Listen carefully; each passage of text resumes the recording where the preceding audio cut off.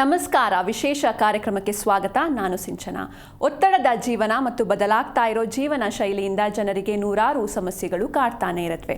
ಅದರಲ್ಲಿ ಒಂದು ಪಿತ್ತಕೋಶದಲ್ಲಿ ಕಾಣಿಸಿಕೊಳ್ಳುವಂತಹ ಕಲ್ಲುಗಳು. ಇನ್ನು ಈ ಸಮಸ್ಯೆ ಯಾಕೆ ಮತ್ತು ಹೇಗೆ ಕಾಣಿಸಿಕೊಳ್ಳುತ್ತೆ, ಈ ಸಮಸ್ಯೆ ಕಾಣಿಸಿಕೊಂಡ ಮೇಲೆ ಇದಕ್ಕೆ ಚಿಕಿತ್ಸೆ ಹೇಗೆ, ಇದೆಲ್ಲದರ ಕುರಿತು ಇವತ್ತಿನ ಸಂಚಿಕೆಯಲ್ಲಿ ತಿಳಿದುಕೊಳ್ಳೋಣ. ಈ ಕುರಿತು ತಿಳಿಸಿಕೊಡಲು ನಮ್ಮ ಜೊತೆ ಇದ್ದಾರೆ ಮೆಡಿಕವರ್ ಹಾಸ್ಪಿಟಲ್ಸ್ ವೈಟ್ ಫೀಲ್ಡ್ನ ಜೀರ್ಣೇಂದ್ರಿಯ ತಜ್ಞರು, GI ಆಂಕಾಲಜಿ, ಸ್ಥೂಲತೆ ಮತ್ತು ರೊಬಾಟಿಕ್ ತಜ್ಞರಾಗಿರುವಂತಹ ಡಾಕ್ಟರ್ ಕೌಶಿಕ್ ಸುಬ್ರಮಣಿಯನ್ ಅವರು. ಬನ್ನಿ ಅವರನ್ನ ಕಾರ್ಯಕ್ರಮಕ್ಕೆ ವೆಲ್ಕಮ್ ಮಾಡೋಣ. Hello doctor, welcome to the show. Yes doctor, ಇನ್ನು ಈ ಪಿತ್ತಕೋಶದ ಕಲ್ಲುಗಳ ಬಗ್ಗೆ ಮಾತಾಡೋದಕ್ಕಿಂತ ಮುಂಚೆ ಈ ಪಿತ್ತಕೋಶ ಅಂದರೆ ಏನು, ಜೊತೆಗೆ ಇದರ ಫಂಕ್ಷನ್ಸ್ ಏನೇನು ಅಂತ. ಪಿತ್ತಕೋಶ ಅನ್ನೋದು ನಮ್ಮ ದೇಹದಲ್ಲಿರೋ ಒಂದು ಚಿಕ್ಕ ಅಂಗ. ಅದು ನೋಡೋಕ್ಕೆ ಒಂದು ಬಲೂನ್, ನಮ್ಮ ಬಲೂನ್ ಈಗ ಇರೋ ಥರ ಇಷ್ಟೇ ಇರುತ್ತೆ, ಚಿಕ್ಕದಾಗಿರುತ್ತೆ. ಅದು ಲಿವರಿನ ಕೆಳಭಾಗದಲ್ಲಿ ಇರೋಂಥದ್ದು ಒಂದು ಅಂಗ. ಅದರದ್ದು ಫಂಕ್ಷನ್ ಏನು ಅಂತ ಅಂದರೆ ಬೈಲ್ ಅಂತೀವಿ, ಅದು ಪಿತ್ತ. ಅದು ಲಿವರಿಂದ ಉತ್ಪತ್ತಿ ಆಗ್ತಾ ಇರುತ್ತೆ.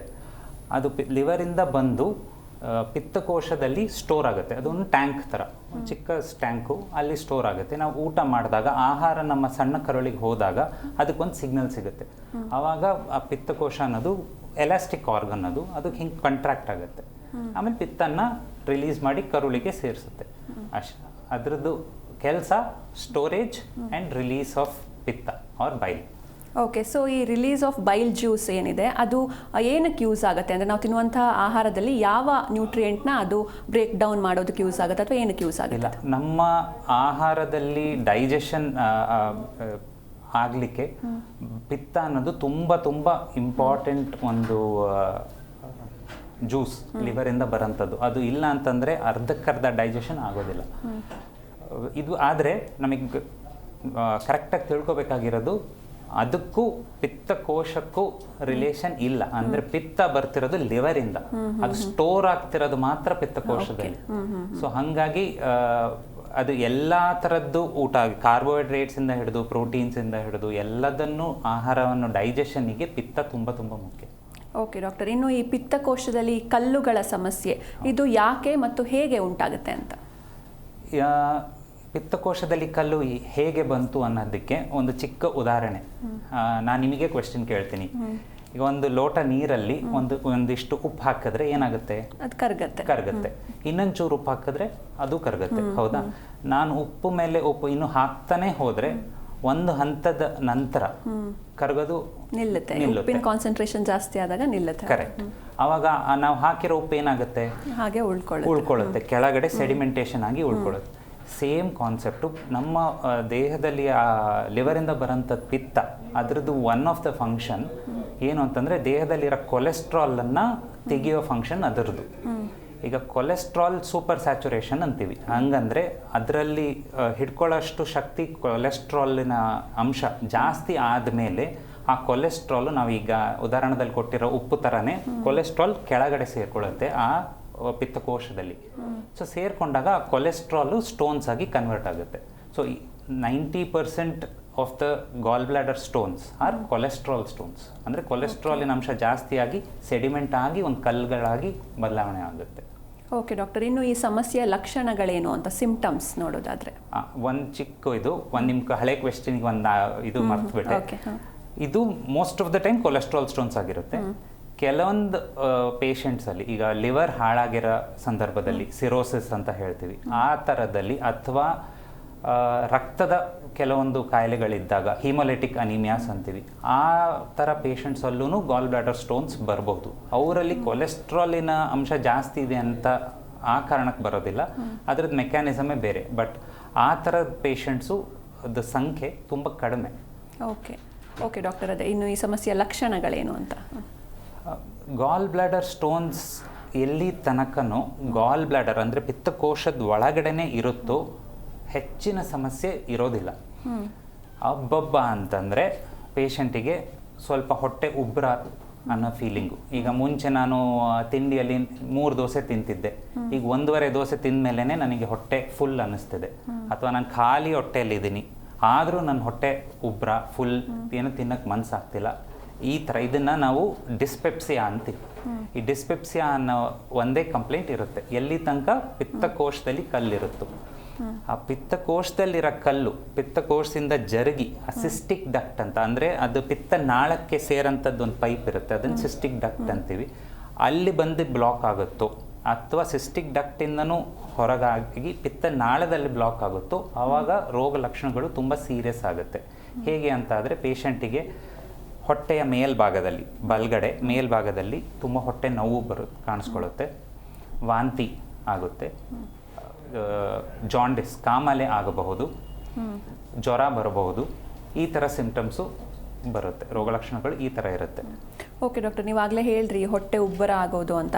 ಸೊ ಅದು ಸ್ವಲ್ಪ ಗ್ಯಾಸ್ಟ್ರಿಕ್ ಸಿಂಪ್ಟಮ್ಸ್ಗೂ ಸ್ವಲ್ಪ ಸಿಮಿಲರ್ ಇದೆ. ಸೊ ಹಾಗಾಗಿ ಜನರಿಗೆ ಈ ಗ್ಯಾಸ್ಟ್ರಿಕ್ ಸಮಸ್ಯೆಗೂ ಮತ್ತು ಇದಕ್ಕೂ ಒಂದು ಗೊಂದಲ ಇದೆ, ಇದು ಗ್ಯಾಸ್ಟ್ರಿಕ್ ಸಮಸ್ಯೆ ಇರ್ಬೋದು ಅಂತ ನೆಗ್ಲೆಕ್ಟ್ ಕೂಡ ಮಾಡ್ತಾರೆ. ಸೊ ಇದ್ರ ಬಗ್ಗೆ ಏನು ಹೇಳ್ತೀರಾ? ಇದಕ್ಕೂ ಮತ್ತು ಅದಕ್ಕೂ ಸಂಬಂಧ ಇದೆಯಾ, ಗ್ಯಾಸ್ಟ್ರಿಕ್ ಸಮಸ್ಯೆಗೂ ಹಾಗೂ ಈ ಕಲ್ಲಿನ ಸಮಸ್ಯೆಗೂ? ನೀವು ಟೆಕ್ನಿಕಲ್ ಆಗಿ ನೋಡಿದ್ರೆ ಇದಕ್ಕೂ ಅದಕ್ಕೂ ಸಂಬಂಧ ಇಲ್ಲ, ಬಟ್ ನೀವು ಹೇಳಿರೋದು ತುಂಬ ಕರೆಕ್ಟು. ರೋಗ ಲಕ್ಷಣಗಳಲ್ಲಿ ನೀವು ವ್ಯತ್ಯಾಸ ಅಂತ ನೋಡಿದ್ರೆ ತುಂಬ ಸೂಕ್ಷ್ಮ, ತುಂಬ ಡಿಫ್ರೆನ್ಸ್ ಇರೋದು ತುಂಬ ಮೈನರ್ ಅಷ್ಟೇ. ಹಾಗಾಗಿ ಪ್ಲಸ್ ಇವತ್ತಿನ ಕಾಲದಲ್ಲಿ ಗ್ಯಾಸ್ಟ್ರಿಕ್ ಅನ್ನೋ ಸಮಸ್ಯೆಗೆ ಯಾರು ಡಾಕ್ಟರ್ ಹತ್ರ ಹೋಗೋದಿಲ್ಲ. ಉಪ್ಪು ಹುಳಿಕಾರ ಥರ ಆಸಿಡಿಟಿಗೆ ಮಾತ್ರ ಎಲ್ಲರ ಮನೆಯಲ್ಲೂ ಇರುತ್ತೆ. ಸೊ ಅವರೇ ಸೆಲ್ಫ್ ಮೆಡಿಕೇಶನ್ ಶುರು ಮಾಡ್ಕೊಂಡ್ಬಿಡ್ತಾರೆ. But to answer your question, gastric ಅನ್ನೋದು ಈಗ ನೀವು ಅದು ಸಿವಿಯರಿಟಿ ತುಂಬ ಕಡಿಮೆ ಇರುತ್ತೆ. ಇಷ್ಟು ಹೊಟ್ಟೆ ನೋವು, ವಾಂತಿ, ಜ್ವರ, ಜಾಂಡಿಸು ಇದೆಲ್ಲ ಬರೋದಿಲ್ಲ ಗ್ಯಾಸ್ಟ್ರಿಕಲ್ಲಿ. ನಿಮಗೆ ಎದೆಯಲ್ಲಿ ಉರಿ ಅಥವಾ ಬೆನ್ನಿನ ಹಿಂಭಾಗದಲ್ಲಿ ಉರಿ ಬರಬಹುದು, ಅಥವಾ ತೇಗು ಬರಬಹುದು, ಈ ಥರ ಸಿಂಪ್ಟಮ್ಸ್ ಇರುತ್ತೆ. ಬಟ್ ಹೊಟ್ಟೆ ನೋವು ಕೂಡ ಈಗ ಅಕಸ್ಮಾತ್ ಗ್ಯಾಸ್ಟ್ರಿಕ್ಗೆ ಜಾಸ್ತಿ ಆಗಿ, ಅಂದರೆ ಅಸಿಡಿಟಿ ಅಥವಾ ರಿಫ್ಲಕ್ಸ್ ಡಿಸೀಸ್ ಅಂತೀವಿ, ಅದು ಜಾಸ್ತಿ ಆದಾಗ ಅಲ್ಸರ್ ಆಗಿನೂ ಬದಲಾವಣೆ ಆಗಿ ರಕ್ತವಾಂತಿ ಅನ್ನೋ ಸ್ಟೇಜ್ಗೂ ಹೋಗಬಹುದು. ಬಟ್ ಇಲ್ಲಿ ಎದೆ ಉರಿ ಅಂತ ಬಂದಾಗ ಕೆಲವೊಬ್ಬರಿಗೆ ಲೆಫ್ಟ್ ಸೈಡ್ ಅಲ್ಲಿನೂ ಎದೆ ಉರಿ ಬಂದಾಗ ಅವರು ಹಾರ್ಟಿನ ಸಮಸ್ಯೆ ಅಂತಲೂ ಅನ್ಕೊಳ್ಳೋ ಸಾಧ್ಯತೆಗಳು ಇರುತ್ತೆ. ಅದು ಕರೆಕ್ಟೇ. ಬಟ್ ನಾನು ಹೇಳೋಕೆ ಬಯಸೋದೇನು ಅಂತಂದರೆ, ಪ್ರಾಬ್ಲಮ್ ಇದ್ದರೆ ಡಾಕ್ಟ್ರನ್ನ ಕಾಣಿ, ಸೆಲ್ಫ್ ಮೆಡಿಕೇಶನ್ ಮಾಡೋದು ಬೇಡ ಅಂತ. ಎಸ್ ಡಾಕ್ಟರ್, ಇನ್ನು ಈ ಸಮಸ್ಯೆ ಯಾರಲ್ಲಿ ಹೆಚ್ಚು ಎಫೆಕ್ಟಿವ್ ಅಂತ, ಪುರುಷರಲ್ಲಿ ಜಾಸ್ತಿ ಕಾಣಿಸ್ಕೊಳ್ಳುತ್ತಾ ಅಥವಾ ಮಹಿಳೆಯರಲ್ಲಿ ಏನೋ ಅಂತ? ಇದು ನಾವು MBBS ಓದಬೇಕಾದ್ರೆ ಈಸಿಯಾಗಿ ನೆನ್ಪಿಡ್ಲಿ ಅಂತ ಒಂದು ನೆನ್ಪಿಡೋಕ್ಕೋಸ್ಕರ ಅಷ್ಟೇ ಫ್ಯಾಟ್ ಫೀಮೇಲ್ ಫರ್ಟೈಲ್ 40s ಅಂತ ನೆನ್ಪಿಡ್ತಿದ್ವಿ. ಹಾಗಾದರೆ ಸ್ವಲ್ಪ ತೂಕ ಹೆಚ್ಚು ಇರೋರು ಫೀಮೇಲ್ ಮಹಿಳೆಯರು, ಫರ್ಟೈಲ್ ಅಂದರೆ ಇನ್ನೂ ಪೀರಿಯಡ್ಸ್ ಆಗ್ತಾ ಇದೆ, ಮುಟ್ಟು ಇನ್ನೂ ನಿಂತಿಲ್ಲ, ಅವಾಗ ಹಾರ್ಮೋನಲ್ ಚೇಂಜಸ್ ಆಗ್ತಾ ಇರುತ್ತೆ ಅವರಿಗೆ ಪ್ರತಿ ತಿಂಗಳು, ಅದರಿಂದ ಅದು ಒಂದು ಕಾರಣ ಇದೆ. So fertile. ಆಮೇಲೆ 40s ಅಂದರೆ third decade of life or 40s of ಲೈಫಲ್ಲಿ ಮೋಸ್ಟ್ ಕಾಮನ್ ಅಂತ. ಹಾಗಾಗಿ ಪುರುಷರಲ್ಲಿ ಬರಬಾರ್ದಾ ಅಥವಾ ಮಕ್ಕಳಲ್ಲಿ ಬರಬಾರ್ದಾ ಅಂತ ಇಲ್ಲ, ಬಟ್ ಸಾಮಾನ್ಯವಾಗಿ ಇದು ಈಸಿಯಾಗಿ ನೆನ್ಪಿಡೋದಕ್ಕೆ ಅಂತ ನಾವು ಮಾಡ್ಕೊಂಡಿರೋ ಒಂದು ನಿಮೋನಿಕ್ ಅಷ್ಟೇ. ಓಕೆ, ಹಾಗಾದರೆ ಮಹಿಳೆಯರಲ್ಲಿ ಹೆಚ್ಚಾಗಿ ಕಾಣಿಸ್ಕೊಳ್ಳುತ್ತೆ ಅಂತ. ಮಹಿಳೆಯರಲ್ಲಿ ಹೆಚ್ಚಾಗಿ ಕಾಣಿಸ್ಕೊಳ್ಳುತ್ತೆ. ಇನ್ನು ಯಾವ ಏಜ್ ಗ್ರೂಪ್ನಲ್ಲಿ, ಪುರುಷರಾಗಿರ್ಬೋದು ಮಹಿಳೆಯರಾಗಿರ್ಬೋದು, ಯಾವ ಏಜ್ ಗ್ರೂಪ್ನವರಲ್ಲಿ ಇತ್ತೀಚಿನ ದಿನಗಳಲ್ಲಿ ಇದು ಹೆಚ್ಚಾಗಿ ಕಾಣಿಸ್ಕೊಳ್ತಾ ಇದೆ ಅಂತ? ಈಗ ನಾವು ಓದಿದ್ದು ಅಲ್ಲಿ 3rd to 4th ಡೆಕೇಡ್ ಅಂತ ಹೇಳ್ತೀವಿ, 4th, so 30s to 50s ಒಳಗಡೆ ಅಂತ. ಬಟ್ ಈಗ ನಾವು ಆಲ್ಮೋಸ್ಟ್ ಈಕ್ವಲ್ ಆಗಿ ಎಲ್ಲ ಇದರಲ್ಲೂ ನೋಡ್ತಾ ಇದ್ದೀವಿ ಪೇಷಂಟ್ಸ್ನ. 20 ವಯಸ್ಸು ಹುಡುಗದಲ್ಲೂ ನಾನು ನೋಡಿದ್ದೀನಿ, 80 ವಯಸ್ಸಿನ ಇವರಲ್ಲೂ ನಾನು ನೋಡಿದ್ದೀನಿ. ಅದಕ್ಕೆ ಒಂದು ಕಾರಣ ನಾವು ಇವತ್ತಿನ ಜೀವನ ಶೈಲಿ ತುಂಬ ಬದಲಾವಣೆ ಆಗೋಗಿದೆ. ಫಿಸಿಕಲ್ ಆ್ಯಕ್ಟಿವಿಟಿ ಅನ್ನೋದು ಇಲ್ಲದೇ ಇಲ್ಲ ಆಲ್ಮೋಸ್ಟು, ಅದು ಒಂದು ಕಾರಣ. ಎರಡನೇ ಕಾರಣ ಇರಬಹುದು, ಈಗ ಡಿಟೆಕ್ಷನ್ನು ಜಾಸ್ತಿ ಆಗಿದೆ. ಅಂದರೆ ನೀವು ಬಂದರೆ ಸ್ಕ್ಯಾನ್ದು technology is become so much better ಅಲ್ವಾ? ಸೊ ಅದರಿಂದ ನಾವು ಕಂಡುಹಿಡಿಯೋದನ್ನು ಜಾಸ್ತಿ ಆಗೋಗಿದೆ. ಎರಡೂ ಕಾರಣಗಳಿರ್ಬೋದು. ಬಟ್ ಈಗ ಇಂಥ ಏಜ್ ಗ್ರೂಪಲ್ಲಿ ಮಾತ್ರ ಇದೆ ಅನ್ನೋದಕ್ಕೆ ತುಂಬ ಕಷ್ಟ. ಓಕೆ ಡಾಕ್ಟರ್, ಇನ್ನು ಮಕ್ಕಳಲ್ಲೂ ಕೂಡ ಈ ಸಮಸ್ಯೆ ಕಾಣಿಸಿಕೊಳ್ಳುತ್ತೆ ಹೇಗೆ ಅಂತ?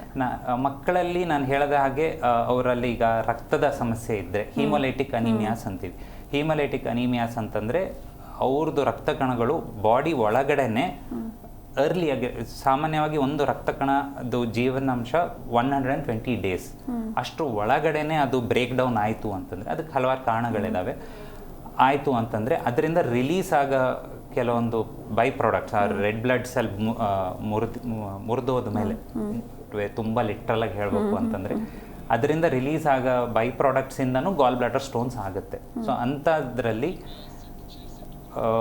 ಹುಟ್ಟಿನ ಫಸ್ಟ್ ಡೆಕೆಡಲ್ಲೇ, ಅಂದರೆ ಇನ್ನೂ 5-6 ವರ್ಷ ಅಥವಾ 8 ವರ್ಷದ ಮಗುವಲ್ಲೂ ನಾವು ಗಾಲ್ ಬ್ಲಾಡರ್ ಸ್ಟೋನ್ಸನ್ನು ಕಾಣಿದ್ದೀವಿ. ಓಕೆ ಡಾಕ್ಟರ್, ಇನ್ನು ಮಕ್ಕಳಲ್ಲೂ ಕೂಡ ಸಿಂಪ್ಟಮ್ಸ್ ಸೇಮ್ ಇರುತ್ತಾ, ಹೇಗೆ ದೊಡ್ಡವರಲ್ಲಿ ಹೇಗೆ? ಎಲ್ಲ ಸಿಂಪ್ಟಮ್ಸು ಸೇಮ್, ಏಜ್ ವ್ಯತ್ಯಾಸ ಅನ್ನೋದು ಏನೂ ಇಲ್ಲವೇ ಇಲ್ಲ, ಎಲ್ಲ ಸಿಂಪ್ಟಮ್ಸು ಸೇಮ್. ಆದರೆ ಮಕ್ಕಳಲ್ಲಿ ನಾನು ಹೇಳಿದಾಗೆ ಅದು ಹೀಮೋಲಿಟಿಕ್ ಅನೀಮಿಯಾದಿಂದ ಬರೋದ್ರಿಂದ ಸುಮಾರು ಜನಕ್ಕೆ ಜಾಂಡಿಸ್, ಕಾಮಾಲೆ ಇರುತ್ತೆ. ಅದು ಫಸ್ಟ್ ಸಿಂಪ್ಟಮ್. ತಂದೆ ತಾಯಿ ಮಗುಗೆ ಜಾಂಡಿಸ್ ಇದೆ ಅಂತ ನೋಡಿಸ್ಕೊಂಡು ಆವಾಗ ಸ್ಕ್ಯಾನಿಂಗಿಗೆ ಹೋಗಿ ಆವಾಗ ಪಿತ್ತಕೋಶದಲ್ಲಿ ಕಲ್ಲಿದೆ ಅಂತ ಕಂಡು ಬರ್ತಾರೆ. ಬಟ್ ಅಡಲ್ಟ್ಸಲ್ಲಿ ಅಂತ ಆದರೆ ನಾನು ಮುಂಚೆ ಹೇಳಿರೋ ಹಾಗೆ ಸಿಂಪ್ಟಮ್ಸ್, ರೋಗ ಲಕ್ಷಣಗಳು, ನೋವಾಗಿರ್ಬೋದು, ವಾಂತಿ ಆಗಿರ್ಬೋದು, ಅಥವಾ ಏನೂ ಇಲ್ಲ, ಬರೀ ಹೊಟ್ಟೆ ಉಬ್ರ ಅಷ್ಟೇ, ಅಥವಾ ಆ್ಯನ್ಯುವಲ್ ಹೆಲ್ತ್ ಚೆಕ್ಕಲ್ಲಿ ಕಂಡು ಬಂತು ಅಂತ ತೋರಿಸ್ಕೊಳಕ್ಕೆ ಬರುತ್ತೆ. ಓಕೆ, ಇನ್ನು ಈ ಕಲ್ಲು ಇದೆ ಅಂತ ಕಂಡು ಹಿಡಿಯೋದಕ್ಕೆ ಯಾವೆಲ್ಲ ಚಿಕಿತ್ಸೆಗಳನ್ನ ಅಥವಾ ಯಾವೆಲ್ಲ ಟೆಸ್ಟ್ಗಳನ್ನ ಮಾಡಿಸ್ಬೇಕಾಗತ್ತೆ ಅಂತ? ಇದು ನಾನು ತುಂಬ ಸ್ಟ್ರೆಸ್ ಮಾಡಬೇಕು ಅಂತ ಅಂದ್ಕೊಂಡಿದ್ದೆ. ಗಾಲ್ ಬ್ಲಾಡರ್ ಸ್ಟೋನ್ ನೋಡಲಿಕ್ಕೆ ದಿ ಬೆಸ್ಟ್ ಟೆಸ್ಟ್ ಇರೋದು ಸಿಂಪಲ್ ಅಲ್ಟ್ರಾಸೌಂಡ್. ಇದಕ್ಕೆ ನಾವು CT ಸ್ಕ್ಯಾನು, MRI ಸ್ಕ್ಯಾನು ಮಾಡಬೇಕು ಅನ್ನೋ ಅವಶ್ಯಕತೆನೇ ಇಲ್ಲ. ಸಿಂಪಲ್ ಅಲ್ಟ್ರಾಸೌಂಡ್, ಅದು ಸಹ ಎಲ್ಲ ಕಡೆಗೂ ನಿಮಗೆ ಅಲ್ಟ್ರಾಸೌಂಡನ್ನು ಸ್ಕ್ಯಾನಿಂಗ್ ಸೆಂಟರ್ಸು, ಅಲ್ಟ್ರಾಸೌಂಡ್ ಸ್ಕ್ಯಾನಿಂಗ್ ಸುಮಾರು ಕಡೆ ಈಗ ಸಿಗುತ್ತೆ. ಏನು ಅಂತಂದರೆ ಖಾಲಿ ಹೊಟ್ಟೆದಲ್ಲಿ ಮಾಡಬೇಕಂಥದ್ದು ಸ್ಕ್ಯಾನಿಂಗ್. ಇದು ಅಟ್ಲೀಸ್ಟ್ 4 to 5 hours ಫಾಸ್ಟಿಂಗ್ ಮಾಡಿಕೊಂಡು ಆಮೇಲೆ ಹೋಗಿ ಪಿತ್ತಕೋಶದ್ದು ಅಲ್ಲಿ ಕಲ್ಲಿದೆಯಾ ಇಲ್ವಾ ಅಂತ ನೋಡೋಕ್ಕೆ ಸ್ಕ್ಯಾನಿಂಗ್. ಇದರಲ್ಲಿ ಏನು ಸ್ಟ್ರೆಸ್ ಮಾಡಬೇಕು ಅಂದರೆ 100 ಜನದಲ್ಲಿ ಅಲ್ಟ್ರಾಸೌಂಡಲ್ಲಿ ಸ್ಕ್ಯಾನಿಂಗಲ್ಲಿ ಕಲ್ಲು ಕಂಡು ಬಂತು ಅಂತ ಅಂದ್ಕೊಳ್ಳಿ, ಅದರಲ್ಲಿ 30% ಭಾಗ ಅಂದರೆ 3ರಲ್ಲಿ ಒಬ್ಬರಿಗೆ CT ಸ್ಕ್ಯಾನಲ್ಲಿ ಕಲ್ಲು ಕಾಣೋದಿಲ್ಲ. ಓಕೆ, ಹಾಂ. ಅದೇನಕ್ಕೆ ಅಂತಂದರೆ ಹಂಗಂದ್ಬಿಟ್ಟು CT ಸ್ಕ್ಯಾನು ಅಲ್ಟ್ರಾಸೌಂಡ್ಗಿಂತ ಇನ್ನೂ ಅಡ್ವಾನ್ಸ್ ಟೆಕ್ನಾಲಜಿ ಅಲ್ವಾ, ಅದು ಇದರಲ್ಲೇ ಕಂಡಿದೆ ಅಂತಂದ್ರೆ ಅದ್ರಲ್ಲಿ ಕಾಣಬೇಕಲ್ವಾ? ಇಲ್ಲ, ಅದು ಟೆಕ್ನಾಲಜಿನೇ ಬೇರೆ. ಇದು ಅಲ್ಟ್ರಾಸೌಂಡ್, ಸೋನೋಗ್ರಫಿ ಮೇಲೆ, ಅಂದರೆ ಸೌಂಡ್ ವೇವ್ಸನ್ನು ಬಿಟ್ಟು ನಾವು ಕಲ್ಲುಗಳನ್ನು ಕಂಡುಹಿಡಿತೀವಿ ಅಲ್ಟ್ರಾಸೌಂಡಲ್ಲಿ. CT ಸ್ಕ್ಯಾನ್ ಬೇರೆ, ರೇಡಿಯೇಷನ್ ಮೂಲಕ. ಸೊ ಈಗ ರೇಡಿಯೋ ಡೆನ್ಸ್ ಇದ್ದರೆ ಮಾತ್ರ CT ಸ್ಕ್ಯಾನಲ್ಲಿ ಕಂಡು ಬರುತ್ತೆ.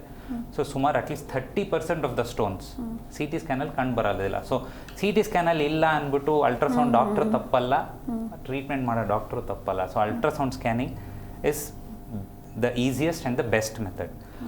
ಹಂಗನ್ಬಿಟ್ಟು ನಾವು CT ಸ್ಕ್ಯಾನಿಂಗು MRI ಮಾಡಿಸ್ಬಾರ್ದು ಅಂತಲ್ಲ, ನಾವು ಮಾಡಿಸ್ತೀವಿ, ಅದರದ್ದು ಉದ್ದೇಶ ಬೇರೆ. ಈಗ ನಾನು ಹೇಳಿರೋ ಥರ ಪಿತ್ತದ ನಾಳದಲ್ಲಿ ಕಲ್ಲಿದೆಯೋ ಇಲ್ವೋ, ಅಥವಾ ಜಾಂಡಿಸ್ ಇದ್ದರೆ ಬೇರೆ ಅಂಗಗಳು ಅಲ್ಲಿ ಏನಾದರೂ ಅಫೆಕ್ಟ್ ಆಗಿದೆಯಾ ಅಂತ ನೋಡಲಿಕ್ಕೆ ನಾವು CT ಮತ್ತು MRI ಸ್ಕ್ಯಾನ್ ಮಾಡಿಸ್ತೀವಿ ಹೊರತು ಪಿತ್ತಕೋಶದಲ್ಲಿ ಕಲ್ಲಿದೆಯೋ ಇಲ್ಲೋ ಅಂತ ನೋಡಲಿಕ್ಕೆ CT ಸ್ಕ್ಯಾನ್ MRI ಸ್ಕ್ಯಾನ್ ಮಾಡೋದಿಲ್ಲ. ಅದಕ್ಕೆ ಅಲ್ಟ್ರಾಸೌಂಡ್ ಸಾಕು.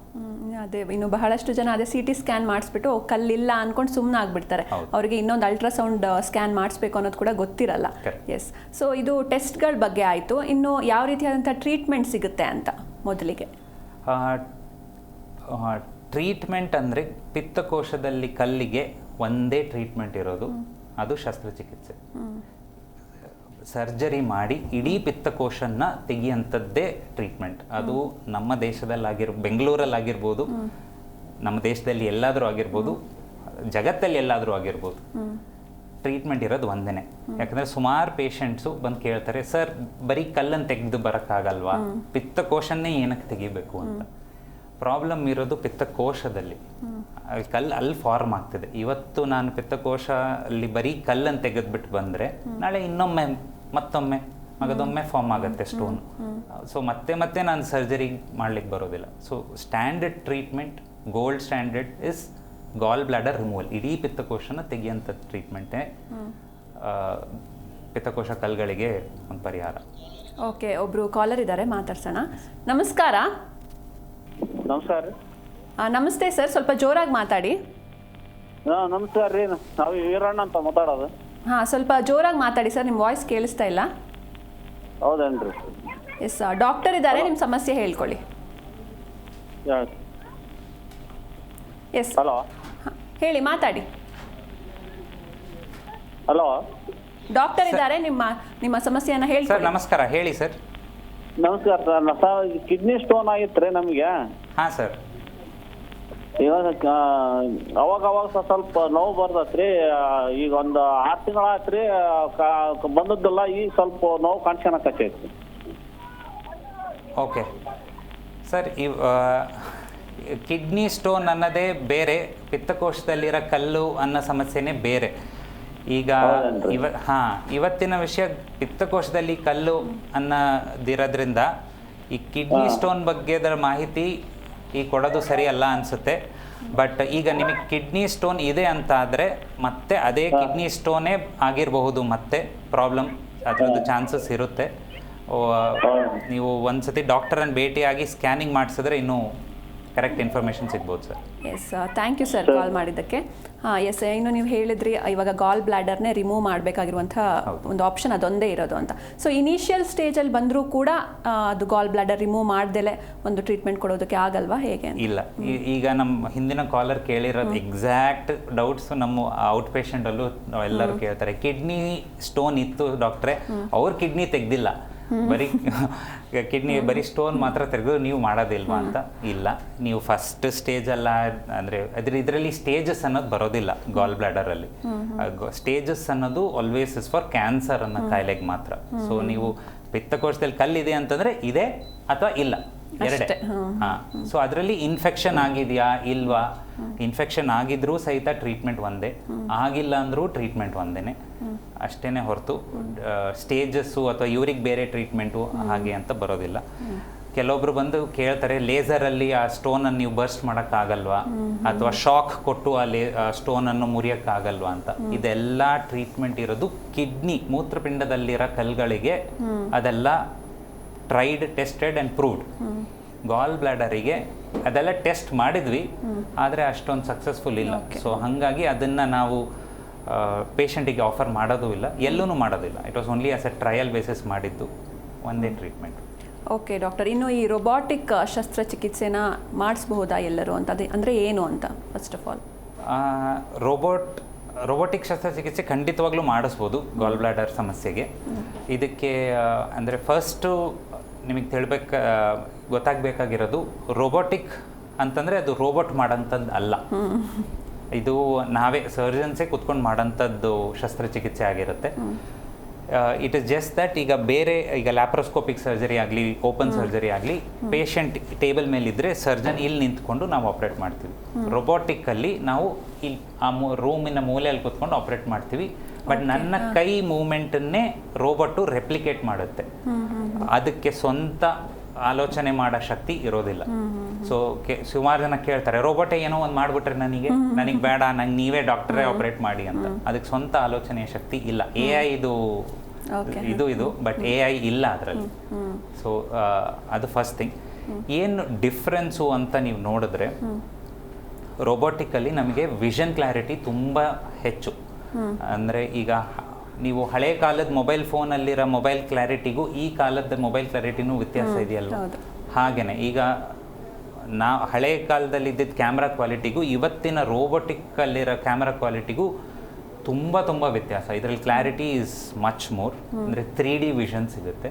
ಹಾಗಾಗಿ ನಮಗಿನ್ನೂ ಚೆನ್ನಾಗಿ ಕಾಣುತ್ತೆ. ಒಂದು ಚಿಕ್ಕ ರಕ್ತನಾಳಗಳು ನಮಗೆ ಕಂಡು ಬರುತ್ತೆ ಅಂತಂದರೆ ಅದನ್ನು ನಾವು ನೋಡಿ ಕರೆಕ್ಟಾಗಿ ಸರ್ಜರಿ ಮಾಡೋದಕ್ಕೆ ಸುಲಭ. ಹಾಗಾಗಿ it is much sophisticated are better ಅಂತ ಹೇಳಕ್ಕೆ. ಓಕೆ ಡಾಕ್ಟರ್, ಇನ್ನು ನೀವೇ ಕೈಯಾರೆ ಈ ಆಪರೇಷನ್ ಮಾಡುವಂಥದ್ದನ್ನ ನಾವು ಲ್ಯಾಪ್ರೋಸ್ಕೋಪಿಕ್ ಅಂತ ಹೇಳ್ತೀವಿ, ಅಥವಾ ಲ್ಯಾಪ್ರೋಸ್ಕೋಪಿಕ್ ಅಂದರೆ ಏನು ಅಂತ? ಈಗ ಓಕೆ, ಅದಕ್ಕಿಂತ ಮುಂಚೆ ಹಳೆ ಕಾಲದಲ್ಲಿ ಇದೇ ಸರ್ಜರಿನ ನಾವು ಓಪನ್ ಸರ್ಜರಿ ಅಂತ ಮಾಡ್ತಿದ್ವಿ. ಓಪನ್ ಸರ್ಜರಿ ಅಂತಂದರೆ ಒಂದು 5 ರಿಂದ 6 ಇಂಚ್ ಅಷ್ಟು ಹೊಟ್ಟೆಯ ಮೇಲ್ಭಾಗದಲ್ಲಿ ಇಷ್ಟು ಕುಯ್ದು ಇದೇ ಆಪರೇಷನ್. ಅವಾಗ್ಲೂ 50 ವರ್ಷ ಹಿಂದ್ಗಡೆ ನೋಡಿದ್ರು ಆಪರೇಷನ್ ಚೇಂಜ್ ಆಗೇ ಇಲ್ಲ. ಅವಾಗ್ಲೂ ಪಿತ್ತಕೋಶನೇ ತೆಗಿತಿದ್ವಿ ಕಲ್ಗಳಿಗೆ, ಇವತ್ತೂ ಅದನ್ನೇ ಮಾಡ್ತಿದ್ವಿ. ಮಾಡೋ ರೀತಿ ಬದಲಾವಣೆ ಆಗಿದೆ ಅಷ್ಟೇ. ಸೊ ಆ ಕಾಲ ಹೋಗಿ ನೆಕ್ಸ್ಟು 90s ಲ್ಯಾಪ್ರೋಸ್ಕೋಪಿಕ್ ಅನ್ನೋ ಬಂತು. ಲ್ಯಾಪ್ರೋಸ್ಕೋಪಿಕಲ್ಲಿ ಹೆಂಗೆ ಅಂತಂದರೆ 4 ಚಿಕ್ಕ ತೂತ ಮಾಡ್ತೀವಿ, 1 ಸೆಂಟಿಮೀಟರ್ ಅಷ್ಟು ಅಥವಾ 5 ಮಿಲಿಮೀಟರ್ ಅಷ್ಟು 4 ಕಡೆ ತೂತ ಮಾಡಿ ಇದೇ ಸರ್ಜರಿ, ಗಾಲ್ ಬ್ಲಾಡರ್ ತೆಗಿಯೋಂಥದ್ದು ಸರ್ಜರಿ ಮಾಡ್ತೀವಿ. ರೋಬೋಟಿಕಲ್ಲೂ ಸೇಮ್. ಇದರಲ್ಲಿ 1 ಸೆಂಟಿಮೀಟರಿಂದ 8 ಮಿಲಿಮೀಟರ್, ಅಂದರೆ ಇನ್ನೊಂದು 2 ಮಿಲಿಮೀಟರ್ ಕಮ್ಮಿ, ಅದೇ 4 ತೂತ ಮಾಡಿಕೊಂಡು ಸರ್ಜರಿ ಮಾಡೋದು. ತುಂಬ ಅಗೇನ್ ಒಂದು ಉದಾಹರಣೆ ಕೊಟ್ಟು ಹೇಳಬೇಕು ಅಂತಂದರೆ, ಒಬ್ಬರು ಕಾಲರ್ ಇದ್ದಾರೆ, ಮಾತಾಡ್ಸ್ಬಿಡೋಣ. ಎಸ್, ನಮಸ್ಕಾರ. ನಮಸ್ತೆ. ನಮಸ್ತೆ ಸರ್, ನಿಮ್ಮ ಹೆಸರು? ಸುಭಾಷ್. ಡಾಕ್ಟರ್ ಇದ್ದಾರೆ, ನಿಮ್ಮ ಸಮಸ್ಯೆ ಹೇಳ್ಕೊಳ್ಳಿ. ನಮಸ್ಕಾರ ಸರ್, ಹೇಳಿ. ನಮಸ್ತೆ ಸರ್, ನೀವು ಪಿತ್ತಕೋಶದಲ್ಲಿ ಕಲ್ಲಿದೆ ಸರ್? ಹಾಂ ಸರ್. ಅದು 5 mm ಏನೋ ಇದೆ ಸರ್. ಓಕೆ. ಅದಕ್ಕೆಂದ್ರೆ ಇದು ಸರ್ಜರಿ ಮಾಡಬೇಕಾ? 5 mm ಕಲ್ಲಿದೆ ಸರ್ಜರಿ ಬೇಕಾ ಅಂತ. ಸರ್, ಇದು ಒಂದೇ ಇನ್ಫಾರ್ಮೇಷನ್ ಇಟ್ಕೊಂಡು ಹೇಳೋದು ಸ್ವಲ್ಪ ಕಷ್ಟ ಆಗುತ್ತೆ. ಇದಕ್ಕೆ ನಮಗೆ ನಾವು ತೀರ್ಮಾನ ಸರ್ಜರಿ ಬೇಕೋ ಬೇಡವೋ ಅನ್ನೋ ತೀರ್ಮಾನ ತಗೊಳ್ಳೋದು ಬೇರೆ ಬೇರೆ ಫ್ಯಾಕ್ಟರ್ಸ್ ಬರುತ್ತೆ.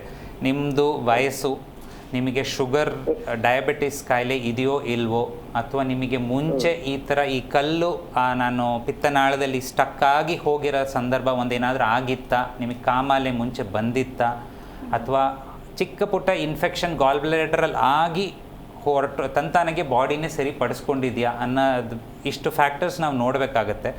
ಬರೀ ಒಂದು ಸ್ಟೋನ್ ಸೈಜನ್ನು ಇಟ್ಕೊಂಡು ನಾವು ಹೇಳೋದು ಕಷ್ಟ ಆಗುತ್ತೆ. ಸೊ ನಿಮ್ಮ ಸ್ಕ್ಯಾನಿಂಗ್ ರಿಪೋರ್ಟ್ ನೀವು ತಂದರೆ ನಾವು ನೋಡಿಕೊಂಡು ಆಮೇಲೆ ನಿಮಗೆ ಇದ್ರ ಬಗ್ಗೆ ಇನ್ನೂ ಎಕ್ಸ್ಟ್ರಾ ಮಾಹಿತಿ ತಿಳಿಸ್ಬೋದು. ಶುಗರ್ ಸ್ವಲ್ಪ ಇತ್ತು ಸರ್. ಸರ್, ಶುಗರ್ ಇತ್ತು ಸ್ವಲ್ಪ. ಸರ್ ಕೇಳಿಸ್ತಾ ಇಲ್ಲ, ನಿಮ್ಮ ವಾಯ್ಸ್ ಕ್ಲಿಯರ್ ಇಲ್ಲ. ಅಂದರೆ ಇವರಿಗೆ ಶುಗರ್ ಸ್ವಲ್ಪ ಇತ್ತು ಅಂತ. ಶುಗರ್ ಇದೆ ಅಂತ. ಶುಗರ್ ಇರೋಂಥದ್ದು ಪೇಷಂಟ್ಸಲ್ಲಿ ನಾವು ಸಾಮಾನ್ಯವಾಗಿ ಸರ್ಜರಿ ಮಾಡಿಸ್ಕೊಳ್ಳಿ ಅಂತಲೇ ಸಲಹೆ ನೀಡ್ತೀವಿ. ಏನಕ್ಕೆ ಅಂತಂದರೆ ಅಕಸ್ಮಾತ್ ಆ ಪಿತ್ತದ ನಾಳದಲ್ಲಿ ಈ ಕಲ್ಲು ಜಾಮ್ ಆಯಿತು ಅಂತ ಆದರೆ ಸಾಮಾನ್ಯವಾಗಿರೋ ಪೇಷಂಟಿಗೆ ಆಗಷ್ಟು ಕಾಂಪ್ಲಿಕೇಶನ್ಗಿಂತ 1-2 ಪಟ್ಟು ಎಕ್ಸ್ಟ್ರಾ ಶುಗರ್ ಇರೋವಂಥ ಪೇಷಂಟ್ಸಿಗೆ ಜಾಸ್ತಿ ಕಾಂಪ್ಲಿಕೇಶನ್ಸ್ ಆಗುತ್ತೆ. ಆ ಕಾಂಪ್ಲಿಕೇಶನ್ ಆದಾಗ ನಾವು ಟ್ರೀಟ್ಮೆಂಟ್ ಮಾಡೋದಕ್ಕಿಂತ ಸ್ವಲ್ಪ ಎಚ್ಚರಿಕೆಯಾಗಿದ್ದು ಈಗಲೇ ಮಾಡಿಸ್ಕೊಳ್ಳೋದು ವಾಸಿ ಅಂತ. Yes, thank you sir call ಮಾಡಿದ್ದಕ್ಕೆ. ಎಸ್ ಡಾಕ್ಟರ್, ಇವಾಗಲೇ ಒಂದು ಎಕ್ಸಾಂಪಲ್ ಕೊಡ್ತಾ ಇದ್ರಿ ಈ ಆಪ್ರೇಷನ್. ಸೊ ಈಗ ನೀವು ಚೈನೀಸ್ ಫುಡ್ ತಿಂದಿದ್ದೀರಾ? ಅದೇ ನೂಡಲ್ಸ್ ಅದ ಥರ ತಿಂದಿದ್ದೀರಲ್ವ? ಅದನ್ನು ತಿನ್ನಕ್ಕೆ ನೀವು ಚೈನೀಸ್ ಇದರಲ್ಲಿ ಚಾಪ್ಸ್ಟಿಕ್ಸ್ ಯೂಸ್ ಮಾಡ್ತಾರೆ, ಹೌದಾ? ಈಗ ನಾವು ಫೋರ್ಕ್ ಯೂಸ್ ಮಾಡೋದು ಬೇರೆ, ಬಟ್ ಚಾಪ್ಸ್ಟಿಕ್ಸ್ ಯೂಸ್ ಮಾಡೋದು. ಈಗ ಲ್ಯಾಪ್ರೋಸ್ಕೋಪಿ ಅನ್ನೋದು ಚಾಪ್ಸ್ಟಿಕ್ಸ್ ಥರ. ಅಂದರೆ ನಮ್ಮ ಕೈಯಲ್ಲಿ, ನಮ್ಮ ಸರ್ಜನ್ಸ್ ಕೈಯಲ್ಲಿ 2 ಕೋಲ್ ಥರ ಇರುತ್ತೆ. ಅದ್ರದ್ದು ಎಂಡಲ್ಲಿ ನಮ್ಮದು ಇನ್ಸ್ಟ್ರೂಮೆಂಟ್ಸ್ ಇರುತ್ತೆ, ಬಟ್ 2 ಸ್ಟಿಕ್ಸ್. ಅದರಲ್ಲಿ ನಾವು ಆಪರೇಷನ್ ಮಾಡ್ತೀವಿ. ಅದು laparoscopy. Robotically it is the same, ಇದೇ ಥರ 2 ಚಾಪ್ಸ್ಟಿಕ್ ಇರುತ್ತೆ. ಆದರೆ ವ್ಯತ್ಯಾಸ ಎಲ್ಲಿ ಅಂತ ಆದರೆ ಆ ಚಾಪ್ಸ್ಟಿಕ್ನ ಕೊನೆ ಭಾಗದಲ್ಲಿ ಈಗ ನನ್ನ ಕೈ ಫಿಟ್ ಮಾಡಿಬಿಟ್ರೆ ಹೇಗೆ ಹಾಗೆ, ಅಂದರೆ ಆ ರೋಬೋಟಿನ ಕೈ ಹೀಗೆ ಹೀಗೆ ಫುಲ್ ಚೇಂಜ್ ಬೆಂಡ್ ಆಗುತ್ತೆ. ಅದೇ ಇದು ಲ್ಯಾಪ್ರೋಸ್ಕೋಪಿಲಿ ಅದು ಬೆಂಡ್ ಆಗೋದಿಲ್ಲ. ಸೊ ಈಗ ನನಗೆ ಆಪರೇಷನ್ ಮಾಡ್ತಿರೋ ಸರ್ಜನಿಗೆ ಯಾವತ್ತಿದ್ರೂ ನನ್ನ ಕೈ ಆಪ್ರೇಟ್ ಮಾಡಿದ್ರೇ ಬೆಟರ್ ಅನ್ನೋ ಫೀಲಿಂಗ್ ಇರುತ್ತೆ, ಹೌದಾ? ಸೊ ಇದೇ, ಬಟ್ ಅದಕ್ಕೆ ಅಂತ ನಾನು ಇಷ್ಟು ಉದ್ದ ಕೊಯ್ದುಬಿಟ್ಟು ಮಾಡೋದು ತುಂಬಾ ಜಾಸ್ತಿ ಆಗೋಗುತ್ತೆ. ಒಬ್ಬೊಬ್ಬರ ಮೇಲೆ ಬ್ರಹ್ಮಾಸ್ತ್ರ ಬಿಟ್ಟಂಗಾಗುತ್ತೆ. ಹೌದಾ? ಕಾಲರ್ ಇದ್ದಾರೆ, ಮಾತಾಡ್ಸೋಣ. ನಮಸ್ಕಾರ. ನಮಸ್ತೆ. ನಮ್ದು ಸ್ವಲ್ಪ ಪಿತ್ಕೋಶ ಪ್ರಾಬ್ಲಮ್ ಇದೆ ಮೇಡಮ್, ಸರ್ ಹತ್ರ ಮಾತನಾಡಬೇಕು. ಡಾಕ್ಟರ್ ಇದ್ದಾರೆ, ಮಾತಾಡಿ. ನಮಸ್ಕಾರ ಮೇಡಮ್, ಹೇಳಿ. ನಮಸ್ಕಾರ ಸರ್. ಹೇಳಿ, ನಿಮ್ಮ ಸಮಸ್ಯೆ ಹೇಳ್ಕೊಳ್ಳಿಮ್ಮ. ನನ್ನ ವಯಸ್ಸು 32 ಸರ್. ಹೇಳಿ ಮೇಡಮ್. ನನ್ನ ವಯಸ್ಸು 32 ಸರ್. ಹೇಳಿಮ್ಮ. ಪಿತ್ಕೋಶದಾಗ ಹಳ್ಳಿದೆ ಅಂತ ಹೇಳಿದ್ದಾರೆ ಮೇಡಮ್. 7-8 ಮಂತ್ ಆಯ್ತು. 7-8 ಇನ್ನೊಂದ್ಸಲ ಹೇಳಿ. ಪಿತ್ಕೋಶದಾಗ ಹಳ್ಳದ ಅಂತ ಹೇಳ್ಯಾರ ಮೇಡಮ್. ಓಕೆ. ಅದಕ್ಕೆ ಅದು ಆಪರೇಷನ್ ಮಾಡ್ಬೇಕಂತ ಹೇಳಿದ್ರು ಮೇಡಮ್. ಮಾಡ್ಸಲ್ಲ, ಅದು ಏನ್ ಪ್ರಾಬ್ಲಮ್ ಆಗ್ತದೇನು? ಓಕೆ, ಆಪರೇಷನ್ ಮಾಡಿಸ್ಬೇಕು ಅಂತ ಹೇಳಿದ್ದಾರೆ, ಬಟ್ ಇವ್ರು ಮಾಡಿಸಿಲ್ಲ. ಸೊ ಅದು ಏನಾದ್ರು ಪ್ರಾಬ್ಲಮ್ ಆಗುತ್ತಾ ಅಂತ ಕೇಳ್ತಿದ್ದಾರೆ. ಪ್ರಾಬ್ಲಮ್ ಆಪರೇಷನ್ ಮಾಡಿಸೋದು ಒಳ್ಳೇದು ಮೇಡಮ್. ಆಪರೇಷನ್ ಮಾಡಿಸೋದು ಅಂದರೆ 2-3 ಕಲ್ಲುಗಳು ಇದ್ದಾವೆ ಅನ್ನೋ ಸಂದರ್ಭದಲ್ಲಿ ಪ್ರತಿ ಸತಿನೂ ನೀವು ಊಟ ಮಾಡಿದಾಗ ಆ ಪಿತ್ತಕೋಶ ಅನ್ನೋ ಅಂಗ ಹಿಂಗೆ ಕಂಟ್ರಾಕ್ಟ್ ಆಗುತ್ತೆ ಮೇಡಮ್, ಪಿತ್ತನ್ನು ಕರುಳಿಗೆ ಕಳಿಸ್ಬೇಕು ಅಂತ. ಸೊ ಜಾಸ್ತಿ ಕಲ್ಲು ಇದ್ದಷ್ಟು, ಚಿಕ್ಕ ಕಲ್ಲು ಇದ್ದಷ್ಟು ಆ ಕಲ್ಲುಗಳು ಅಲ್ಲಿಂದ ಮೂವ್ ಆಗಿ ಪಿತ್ತನಾಳದಲ್ಲಿ ಹೋಗಿ ಅಲ್ಲಿ ಜಾಮ್ ಆಗೋ ಚಾನ್ಸಸ್ ಇರುತ್ತೆ. ಸೊ ಹಾಗಾಗಿ ಆಪ್ರೇಷನ್ ಮಾಡಿಸ್ಕೊಳ್ಳೋದು ಒಳ್ಳೆಯದು. ಅದು ಒಂದು. ಎರಡನೇದು, ನೀವು 32 ವಯಸ್ಸು ಅಂತಿದ್ದೀರಾ, ನಿಮ್ಮದು ಫ್ಯಾಮಿಲಿ ಸ್ಟೇಟಸ್ ನನಗೆ ಗೊತ್ತಿಲ್ಲ, ಬಟ್ ಅಕಸ್ಮಾತ್ ಈಗ ನೆಕ್ಸ್ಟ್ ನೀವು ಪ್ರೆಗ್ನೆನ್ಸಿ ಪ್ಲ್ಯಾನ್ ಮಾಡ್ತಿದ್ದೀರಾ ಅನ್ನೋ ಏನಾದರೂ ಪ್ಲ್ಯಾನ್ ಇದ್ದರೆ, ನಿಮಗೆ ಅಂತ ಹೇಳ್ತಿಲ್ಲ, ಸಾಮಾನ್ಯವಾಗಿ ಹೇಳ್ತಿರೋದು, ಹಾಗಿದ್ದರೆ ಈ ಇನ್ಫೆಕ್ಷನ್ ಅನ್ನೋದು ಗರ್ಭಿಣಿಯೆಲ್ಲ ಆದರೆ ತಾಯಿಗೂ ರಿಸ್ಕು, ಹೊಟ್ಟೆಯಲ್ಲಿ ಕರುವಲ್ಲಿರೋ ಮಗುಗೂ ರಿಸ್ಕ್ ಆಗುತ್ತೆ. ಸೊ ಪ್ರೆಗ್ನೆನ್ಸಿ ಆಗಬೇಕು ಪ್ಲ್ಯಾನ್ ಮಾಡ್ತಿರೋ ಏಜ್ ಗ್ರೂಪಲ್ಲಿ ಮುಂಚಿತವಾಗಲೇ ನಾವು ಸರ್ಜರಿ ಮಾಡ್ಕೊಳ್ಳೋದು is much safer. Yes, thank you call ಮಾಡಿದ್ದಕ್ಕೆ. ಇನ್ನೊಬ್ಬರು ಕಾಲರ್ ಇದ್ದಾರೆ, ಗಂಗಪ್ಪ ಅಂತ. ನಮಸ್ತೆ ಸರ್. ಹಲೋ ನಮಸ್ತೆ ಸರ್, ಡಾಕ್ಟರ್ ಇದ್ದಾರೆ, ನಿಮ್ಮ ಸಮಸ್ಯೆ ಹೇಳ್ಕೊಳ್ಳಿ. ನಮಸ್ಕಾರ ಸರ್. ಇದು ರೀ ಗಂಟ್ಲು ನರ ಇದು ಲಳಿಗೆ ನೋವಾಗತ್ತದ್ರಿ. ಗಂಟ್ಲು ನೋವು ಅಂತ? ಹ್ಞೂ ರೀ, ಪಕ್ಕಿ ಹಂಗೆ ಎದ್ದು ಒಳಗೆ ಊಟ ಸೇರ್ವತ್ತು. ಸರ್, ಇವತ್ತು ನಾವು ಪಿತ್ತಕೋಶದಲ್ಲಿ ಉಂಟಾಗುವಂತಹ ಕಲ್ಲಿನ ಬಗ್ಗೆ ಮಾತಾಡ್ತಾ ಇದ್ದೀವಿ. ಅದ್ರ ರಿಲೇಟೆಡ್ ಏನಾದರೂ ಸಮಸ್ಯೆ ಇದೆಯಾ ಸರ್ ನಿಮಗೆ? ಅದ್ರದ್ದೇನಿಲ್ರಿ, ಗಂಟ್ಲು ಲಳಿಗೆ ರೀ, ಲಳಿಗೆ ಇದು ಸಮಸ್ಯೆ. ಎಸ್ ಸರ್, ಬಟ್ ನಾವು ಇವತ್ತು ಮಾತಾಡ್ತಿರುವಂತಹ ವಿಷಯ ಪಿತ್ತಕೋಶದಲ್ಲಿರುವಂತಹ ಕಲ್ಲುಗಳು. ಇದಕ್ಕೆ ಸಂಬಂಧಪಟ್ಟಂತೆ ನಿಮ್ಗೆ ಏನಾದರೂ ಪ್ರಶ್ನೆ ಇದ್ದರೆ ಕೇಳಬಹುದು. ಥ್ಯಾಂಕ್ ಯು ಸರ್ ಕಾಲ್ ಮಾಡಿದ್ದಕ್ಕೆ. ಎಸ್ ಸರ್, ಇನ್ನು ಈ ಪಿತ್ತಕೋಶವನ್ನು ತೆಗೆದು ಹಾಕಿದ್ಮೇಲೆ ನಮ್ಮ ಲೈಫಲ್ಲಿ ಏನೆಲ್ಲ ಚೇಂಜಸ್ ಆಗುತ್ತೆ ಅಂತ ಬಾಡಿಲಿ? ಕರೆಕ್ಟ್. ಸೊ ಪಿತ್ತಕೋಶದ್ದು ಫಂಕ್ಷನ್ ಐ ಥಿಂಕ್ ನಾನು ಮುಂಚೆ ಹೇಳಕ್ಕೆ ಮರ್ತೋದೆ. ಈಗ ಪಿತ್ತ ಲಿವರಿಂದ ಬರ್ತಿರೋ ಪಿತ್ತ ಅಲ್ಲಿ ಸ್ಟೋರ್ ಆಗಿ ಪಿತ್ತಕೋಶದ್ದು ಕೆಲಸ ಅದರಲ್ಲಿರೋ ನೀರಿನ ಅಂಶನ ಹೀರ್ಕೊಳ್ಳೋದಷ್ಟೇ. ಅಂದರೆ ಅದರಲ್ಲಿ ವಾಟರ್ ಕಂಟೆಂಟನ್ನು ತಗೊಂಡು ಸ್ವಲ್ಪ ಬೈಲನ್ನು ಕಾನ್ಸಂಟ್ರೇಟ್ ಮಾಡಿ ಕರುಳಿಗೆ ಕಳಿಸುತ್ತೆ. ಸೊ ಈಗ ನಾನು ಪಿತ್ತಕೋಶ ತೆಗೆದ ಮೇಲೆ ಆ ಕಾನ್ಸಂಟ್ರೇಟ್ ಮಾಡೋಂಥದ್ದು ಒಂದು ಅಂಗ ಇಲ್ಲ ಅಷ್ಟೇನೆ ಹೊರತು ಪಿತ್ತ ಏನು ಚೇಂಜ್ ಆಗ್ತಾ ಇಲ್ಲ. ಪಿತ್ತ ಬರ್ತಿರೋದು ಲಿವರಿಂದ. ಸೊ ಹಾಗಾಗಿ ನಮ್ಮ ಜೀರ್ಣ ಶಕ್ತಿ ಏನು ಡಿಫ್ರೆನ್ಸ್ ಆಗೋದಿಲ್ಲ. ನೀವು ಆಪರೇಷನ್ಗಿಂತ ಮುಂಚೆ ಏನೇನು ಊಟ ಮಾಡ್ತಿದ್ರು ಅದೆಲ್ಲ ಜೀರ್ಣ ಆಗಷ್ಟು ಶಕ್ತಿ ನಿಮಗೆ ಆಪರೇಷನ್ ಆದಮೇಲೂ ಇರುತ್ತೆ. ಅದರಲ್ಲಿ ಏನು ಡಿಫ್ರೆನ್ಸ್ ಆಗೋದಿಲ್ಲ. ಓಕೆ ಸರ್, ಇನ್ನು ಇಷ್ಟು ಹೊತ್ತು ನಮ್ಮ ಜೊತೆ ಇದ್ದು ಬಹಳಷ್ಟು ವಿಷಯಗಳನ್ನ ತಿಳಿಸಿಕೊಟ್ರಿ. Thank you so much. Yes, ನೋಡಿದ್ರಲ್ವಾ ವೀಕ್ಷಕರೇ, ಇವತ್ತಿನ ಸಂಚಿಕೆಯಲ್ಲಿ ಪಿತ್ತಕೋಶದಲ್ಲಿ ಉಂಟಾಗುವಂತಹ ಕಲ್ಲಿನ ಸಮಸ್ಯೆಗಳ ಬಗ್ಗೆ ಬಹಳಷ್ಟು ವಿಷಯಗಳನ್ನ ತಿಳಿದುಕೊಂಡ್ವಿ. ಇದಾಗಿತ್ತು ಇವತ್ತಿನ ವಿಶೇಷ. ನೋಡ್ತಾ ಇರಿ ಜಿ ಕನ್ನಡ ನ್ಯೂಸ್, ಸತ್ಯವೇ ಸುದ್ದಿಯ ಜೀವಾಳ.